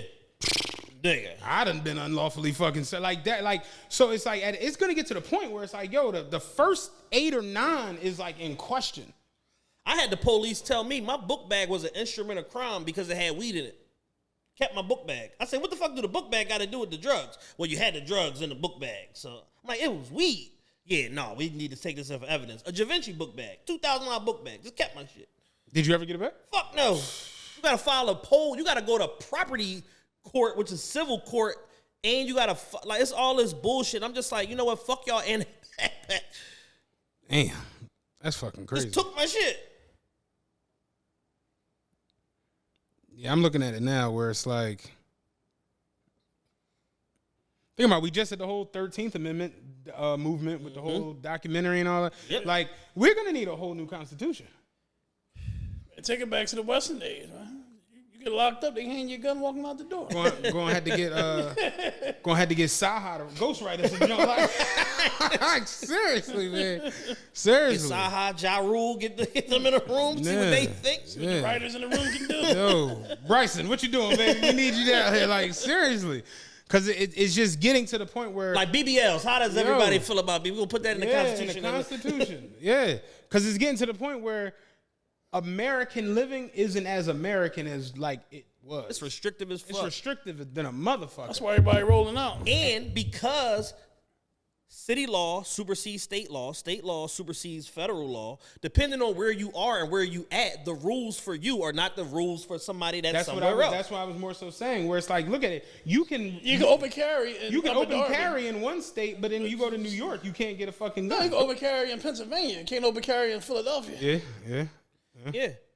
But what's going to end up happening is, because of the rampant, like, crime and shit that's going on in Philadelphia, it sticks out like a sore thumb. So what's going to happen is Philadelphia is going to turn into the rest of Pennsylvania soon enough. Like, Philadelphia is going to end up being a red city because of the fact that we can't get a hold on a crime. So it looks like a Democratic failure, and that's going to be the optics that our Republican-led state legislature is going to use to impose all of these rules. Like, think about it. On the fucking city going I forward. I got a gun license in PA, right? I got my joint in Montgomery County, but it's PA gun license. It's good in 30-some states. It's not good in New York, Jersey, or Delaware. But it's good in North Carolina, Georgia. No, because we had to put the guns up going to Chicago. It's good in Indiana, not good in Chicago. Right. But my thing is, it's good in Pennsylvania, but then it's not good in anything surrounding Pennsylvania. But then it's good. I was like, I'm like, how do I get to North? I'm like, you know what? I'm gonna take a boat. I'm gonna get a little. I'm not in nobody's way. Get a little boat, come down the coast. That's what we like. We're like Philly and Jersey, like Indiana and Chicago, just like Philly and Jersey. My man got a gun permit from North Carolina. His joint good in Delaware, but my joint not good. Your joint, You know what I mean? You get a Utah. You got to get the Utah permit. Now you got like damn near universal. Yeah, you go to Hawaii. Put that shit on the plane and everything. Yeah. So it's like that's what I'm saying. Where it's like the Constitution doesn't say you have the right to bear arms if you in Salt Lake City. Right. Like it says you have the right to bear arms. Right to bear arms. Period. So now, like you said, you got state, then you got city, then you got county, then it gets crazy. So I just look at it at times where it's like, yo, the Constitution is getting. It's borderline. I don't think nobody read it. I don't think anybody read it. I had a conversation with somebody recently was like, if you take the average American and told them to list to you 5 out of the first 10, most motherfuckers couldn't do it. Can't do it. Yeah. Freedom of speech. They're going to give you that one. They want freedom of speech you to death. Oh, yeah. You know, you got freedom of speech, right? And then I said freedom of speech. Yeah. Real shit, man. But I personally just look at the right to bear arms should be exactly what it sounds like. Exactly. You should just have, that's your right. You should just have the right to have, and especially living in the world we live in now where, look at that. Think about if someone was out there the other day with something legal. Apparently somebody shot back at the guy and they locked him up. Oh, yeah, then they ended up letting him go. Yeah. So it's like, think about the situation, and it's funny because me and Lee were having a conversation the other day because we both had went out and we went to the supermarket. Like, we just went to the supermarket in King of Prussia, and neither of us had our weapons. You know what I'm saying? Yeah. Like, neither of us had it, whatever. And then when we came down the other night, we went to a little rooftop joint down Center City the other night. We both was like, got to. and I'm like, yo, it's kind of crazy to think that that's just how, like, your mind works. Yep. And I'm like, it's wild because I be trying to, like, remember to myself to, like, not think like that and to always have it. Like, because you really just never know. Yep. And we look at these situations with the supermarket, the bowling alley, the movie theater. Yeah, the malls. Like, you really never know. And it is your right to be protected and make it the fuck back home safe. Yep. You know, I didn't come in here to kill nobody. I came to get a nit, 3/4 nit. You know what I'm saying? Like, that wasn't my intention. But it's like, we just exist in a world now where it can go at any given time. We've reached a point in society where if you are anywhere that doesn't require fucking like security and like metal detector scanning, you are at danger potentially. It could kick off anywhere. Yo, I remember going to the casino years ago, and it was just like, you just could come in and out frivolously. Yeah. Like, most of the poker rooms had their own entrance where you just came in and out. Yeah. Harrah's, the poker room was on the second floor, so you never even had to go up to the third floor. You could literally just come straight in from the garage, in and out, in and out, in and out. When Sugar House first started the poker room, it was a tent. You could just walk in and out of the tent. And parks, a lot of people don't. Parks used to not have. You didn't have to go through that metal detector shit. Right. Sugar House now, well, Rivers, you got to do it. When they first popped, you didn't have to. Rivers got the wine, Dog, machine, and there you was might get pet there. there was none of that shit. You could walk straight in and out, and it's like we've just gotten to a place where, like, I don't know how many of y'all really remember it. If y'all old enough, do you remember when you could come in and out of any door of your school? Yeah. I remember my high school. We had so many doors you could come in and out and out. My last year, 2001, 2002, they started the metal detector shit where we had to come through the NPR door in the morning, the multipurpose room. That was the only way into the school. But I'm just like, you used to be able to come in through the health science door. You used to be able to come in through the library. Not like, a uni. Niggas had the glickies. Nah, I'm telling you, you used to remember. Well, see, y'all didn't go to Pepper, but you could come in and out of Pepper anyway. Right. And I peeped it when I was up at a Saul recently. Again, I went to Saul. So graduating in 02, I remember because Saul is like a campus. So you got the academic building and you got the ag building. So you could come in anyway. Right. You got multiple buildings, all that shit. And when I was up there for the school trippers, I'd use the bathroom. So I'm like, let me go in real quick. So I went to the NPR room because I done walked in this shit a gazillion times. Locked. Door locked, door locked, door locked. I come down to the center door locked. As I yank on it, I hear, "Can I help you, sir?" I'm like, bitch, watch me. I'm like, yeah, I'm one of the bus drivers out here with the school tripper 446. I'm like, I just want to use the restroom real quick. She was like, okay, stand by. I'll have someone come escort you. I'm like, okay. NTA boy came down. He came in. He was like, yeah, just come through the metal detector. I'm just like, the metal detector? No, I'm driving the bus. Come through that shit. Can we see your ID? They gotta take your ID, dog. Right. Just like, yo, I'm about to pee on myself, man. You're trying to make sure you ain't no freak or no predator. Nigga walked me to the bathroom and stood out the bathroom waiting for me. Walked your ass Walked back me out. back to the joint, gave me my license, and I'm just like, damn, yo. I remember when like you remember when moms used to come into school? Where the fuck he at? I'm about to whip some ass. I ain't none of that shit now. You ain't making it to your kid classroom. Yeah, and when I was at Central, after my freshman year, it was still free flowing. You could use all the doors and all that, and then they centralized. Somebody brought a gun to school. They centralized that shit, and then we had metal detectors the rest of the fucking years I was there. Sophomore, junior, senior, we had metal detectors. I'm telling you, and we could only come in through the front door. I remember what that shit was like. You used to be able to just freely roam around, and then that shit just stopped. Yeah. And now we just in a place where like a lot of things are like that. Like it's gonna get to the point where we have metal detectors at like the supermarket. Yeah, for sure. Like even now, to me, it kind of blows my mind to walk in the Wawa and see an armed guard. Yeah. Like that's not wild to you. It never was like that. It's pretzels in this joint. Little shorty. like y'all got armed guards in the Wawa. Just be going down in this joint. They be going down in this joint. Yeah. Yeah. You got armed guards in the Wawa. You got armed guards in the liquor stores, the fine wine. And you got armed guards in just every fucking where that you just like, what the fuck? So we lost our way. Yeah, we've lost our way bad. And situations like this super highlighted because it's like, this is America now. We're not worried about the real issues. We're like creating issues to worry about. Yeah. And that to me just ain't cool. because people are still dying. People are going through shit. You know, people are dealing with real tragedy out here. And it's like, y'all biggest issue is what does this person claim or what group do they? Right. It's just like, this is dumb, yo. Like, this is stupid as shit.